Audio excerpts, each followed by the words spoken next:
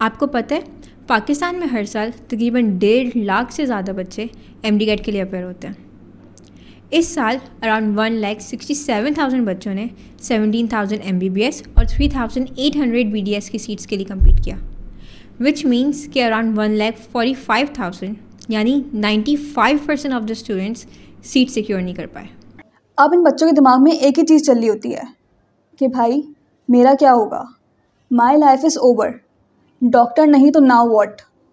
Now you have 2 choices, या तो आप गैप ईयर लेके MD-CAT रिपीट करें या फिर दूसरे करियर ऑप्शंस को एक्सप्लोर करें। लेकिन वो ऑप्शंस क्या होंगे? पहला तो आ गया मशहूर ज़माना फार्मेसी। उनकी आधी ज़िंदगी यही को बताने में गुजर जाती है कि भाई हम कंपाउंडर नहीं हैं।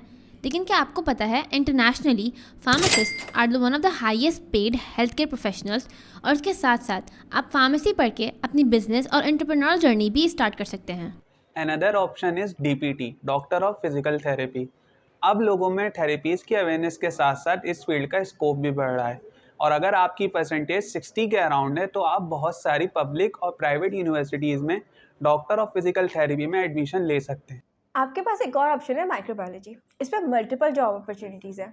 आप फूड एंड बेवरेज सेक्टर में as a quality assurance officer work कर सकते हैं, मेडिसिनल माइक्रोबायोलॉजी पढ़कर हॉस्पिटल्स और लेबॉर्ट्रीज में वर्क कर सकते हैं, और इसके साथ साथ अगर पाकिस्तान की बात करें तो आप एग्रीकल्चर सेक्टर में भी जॉब कर सकते हैं in the production of chemical fertilisers. Another option is biotechnology. है ये कौन सी फील्ड है? लो भाई, इनको पता ही नहीं है।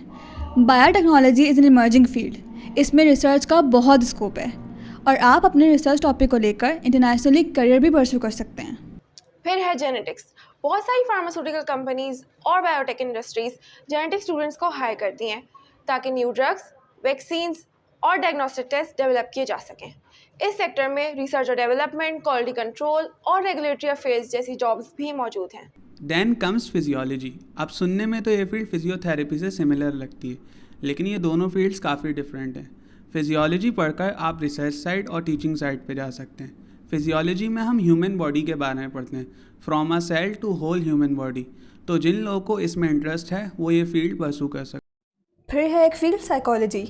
अमूमन लोगों को लगता है कि वो साइकोलॉजी पढ़कर लोगों का दिमाग पढ़ सकते हैं। खैर ये तो पॉसिबल नहीं है, लेकिन साइकोलॉजी पढ़कर आप क्लिनिकल साइड पे ही नहीं बल्कि educational sector, corporate sector, sports sector और तकरीबन लाइफ के हर सेक्टर में ही अपॉर्चुनिटीज़ मौजूद हैं। ये तो हो गई कुछ मेडिकल फील्ड्स। अब अगर आपका दिल मेडिकल से उठ गया है और आप नॉन मेडिकल फील्ड्स में जाना चाहते हैं, so you can also opt for mass communication, international relations, sociology, political science, philosophy, textile design and many other fields. और अगर आपको इन फील्ड्स की डिटेल चाहिए कि ये फील्ड्स कौन कौन सी यूनिवर्सिटीज़ ऑफर करती हैं, उनका एडमिशन क्राइटेरिया क्या होता है और ओवरऑल यूनिवर्सिटीज़ की इनसाइट्स क्या होती हैं, तो do check out our podcast.